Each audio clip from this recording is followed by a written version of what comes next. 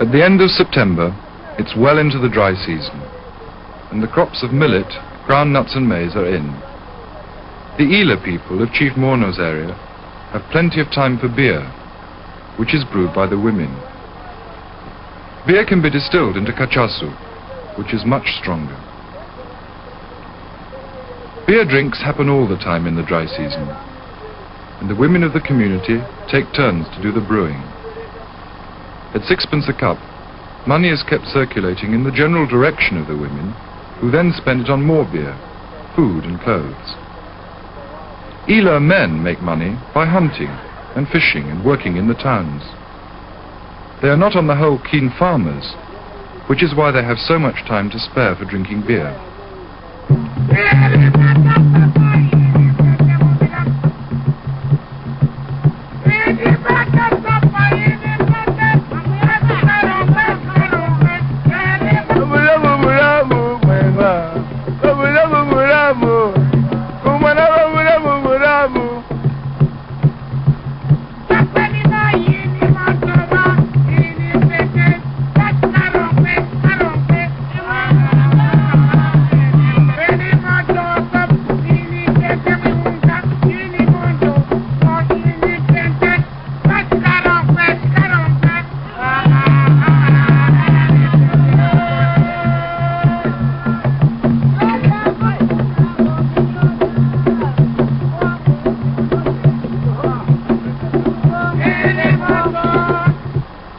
Joel Magunje is a Shona immigrant from southern Rhodesia. He's cutting up sheet zinc to make water containers and dishes, which he will sell for cash or grain. Joel and his son hope to make enough money to put down a deposit on a new tractor. Their old one broke down last year and has been broken up for scrap. His millet crop fetched him £500, so he only needs another £100 to get his new tractor. He's typical of the migrants who came between 1957 and 1964 to escape the racialist land regulations of southern Rhodesia. In Zâmbia, they were welcomed by Chief Morno and given land to cultivate. They ploughed into virgin bush and worked so hard that by now they are able to mechanize on a large scale. Even at this time of agricultural slack, there is still plenty to do. And if it's not making tin dishes, it could be making bricks. John Mukunzwa is building a new kitchen for his wife. The immigrants feel that they must keep working and making money, just in case they ever have to leave Zambia. Their success has not made them too popular with the local Zambians, and because of the strained political relations between Zambia and Rhodesia, they have been cut off from the security of the relatives they left behind. Almost all the immigrants are Christians. There are 9 Christian churches and sects flourishing in Chief Morno's area, and the congregations are made up almost entirely of immigrants. The weekly church service, like this of Seventh-day Adventists, is the immigrants' only day of rest.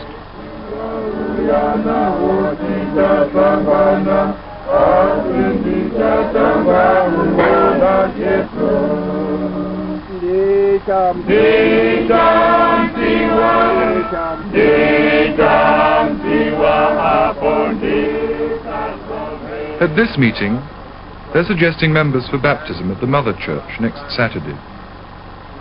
Names of candidates are read out, and congregation members discuss their suitability.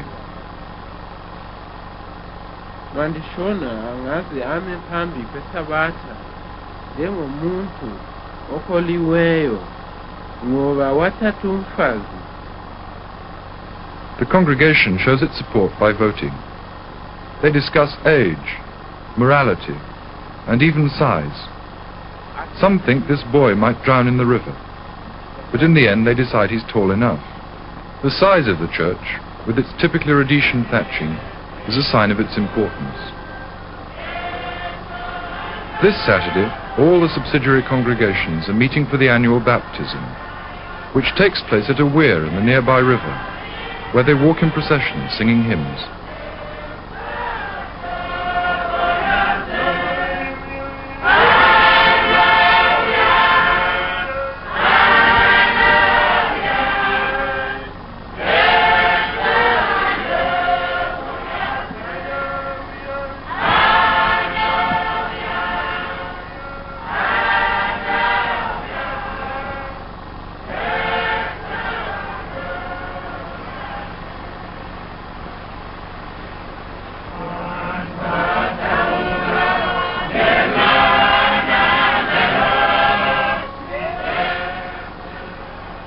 The Seventh-day Adventists worship mainly through their hymn singing, but there is a brief silent prayer before the baptism.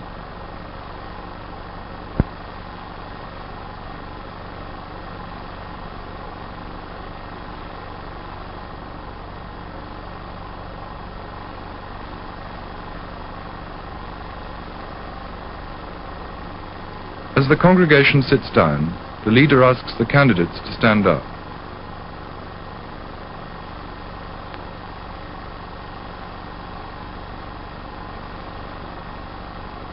After he's sure they're in the right order, he conducts a brief catechism. They must accept the rules of the church. They must neither drink nor smoke, and they can't marry more than one wife. The congregation rises. The way into the river is pointed out, and the first of the women enters to be baptized while everybody else sings.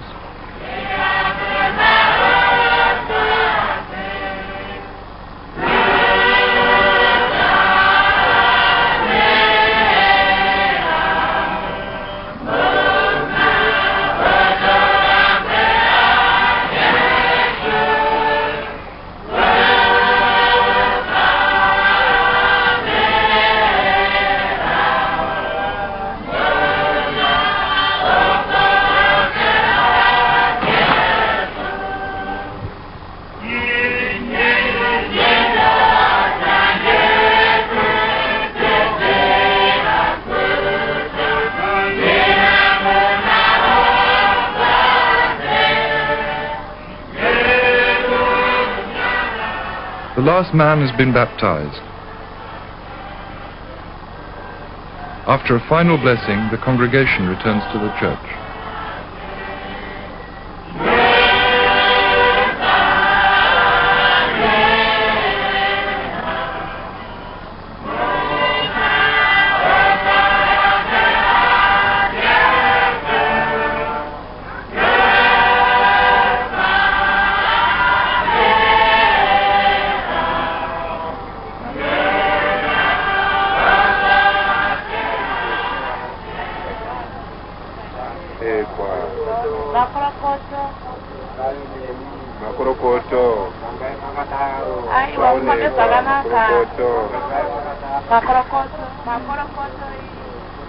Makorokoto means congratulations.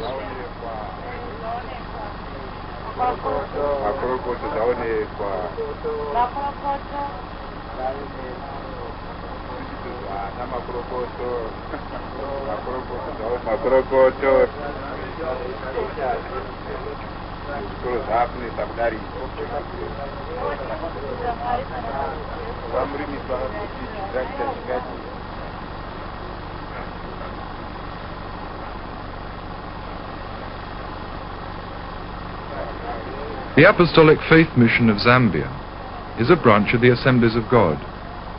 They're Pentecostalists. They're having a big meeting in Kalilo village, where 2 German missionaries have come from their mission station near Lusaka to conduct a communion service. Before the service starts, there is a big meal. The congregation has collected about £25 to pay for meat as relish for the thick maize porridge called sadza. The service provides an opportunity for meeting old friends, and while the women gossip amongst themselves, the men discuss matters of church organization, but they also find time to talk about farming problems. Congregation members help one another in their fields and lend each other cash for buying agricultural equipment.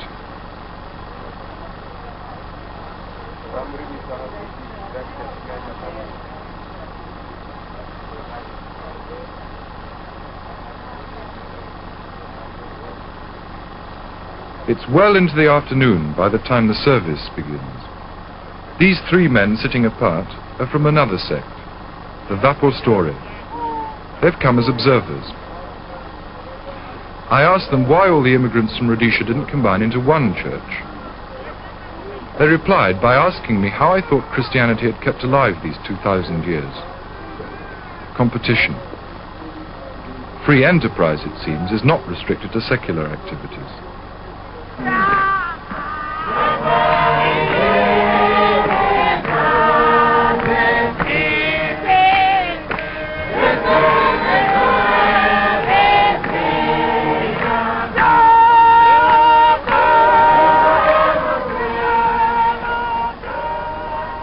Then healing, faith healing. The Apostolic Faith Mission, unlike the Seventh-day Adventists, don't believe in medicines or hospital. And if they do go to hospital, they are suspended from church office. The same applies to those who take more than one wife.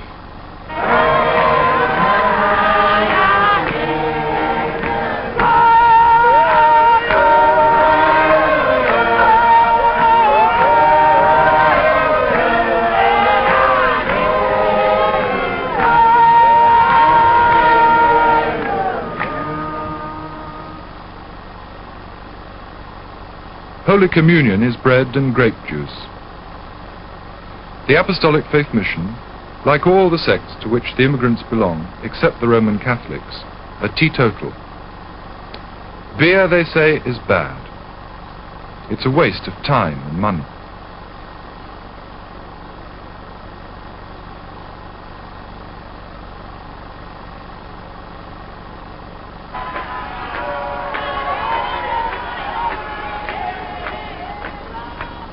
The preacher this afternoon talked about Zacharias and how he gave his money to the poor. He didn't undervalue the importance of making money, but he did stress that it should be shared. The collection of £12 will go towards paying for mission expenses.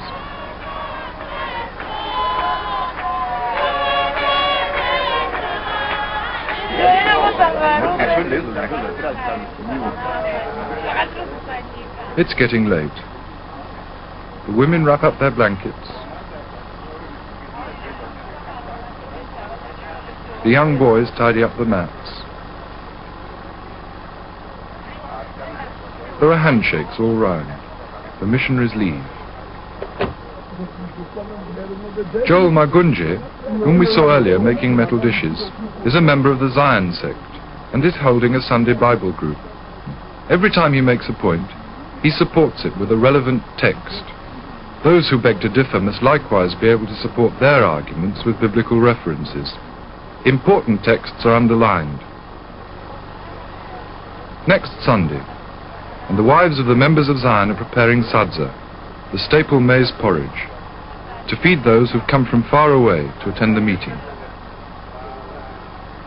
Maize meal is added to boiling water until the sadza reaches the right consistency. Then it's ladled out into dishes to be shared by separate groups. For the young children, such Sundays are a real treat.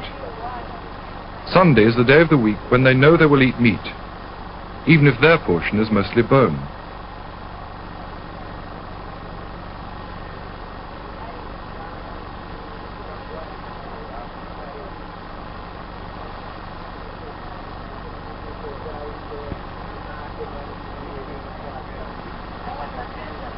Food over, and it's time to robe.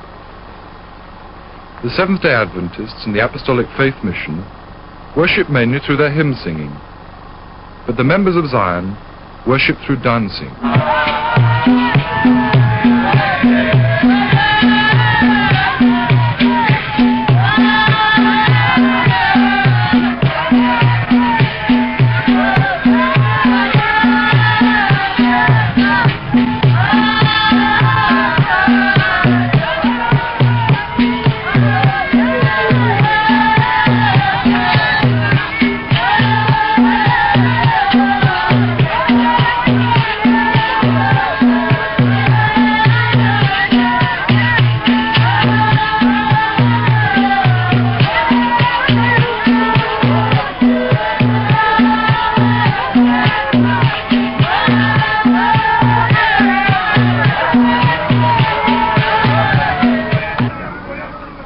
Prayer is a Babel of voices, and like the apostles at Pentecost, they speak with tongues.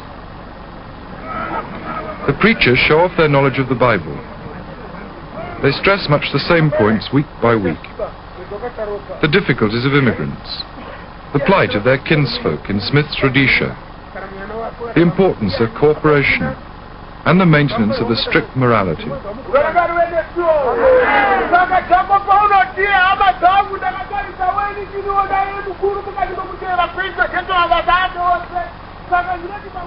But preachers get carried away by the sound of their own voices, and the only way the congregation can stop them is by more dancing.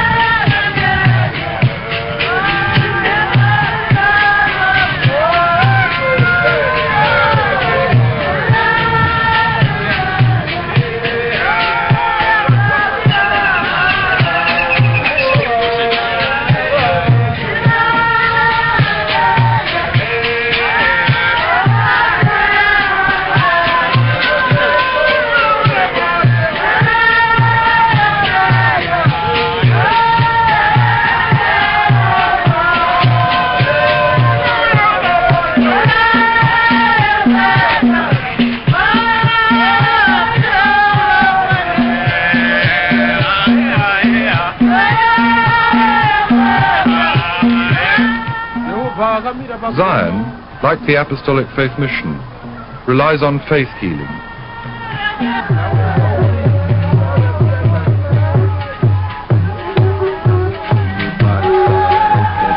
The healers in trance pray in tongues over the sick.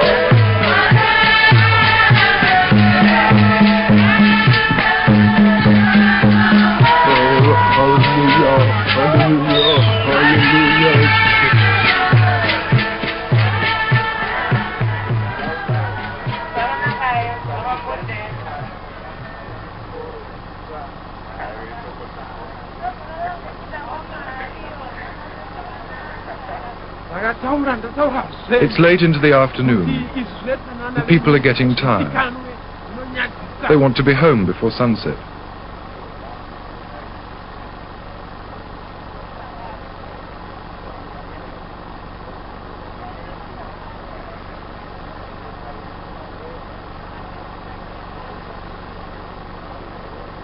Again, everyone shakes hands with everyone else. Recurrent themes through all the churches are handshaking and eating together. For the churches sanctify the togetherness the immigrants from Rhodesia feel, and the preachers offer divine support for their hard work. And this is why it's worth looking at the predicament of the Shona immigrants in Zambia, with the insights of Tawny, Max Weber and others, who saw the link between the Protestant ethic and the rise of capitalism in Europe and America.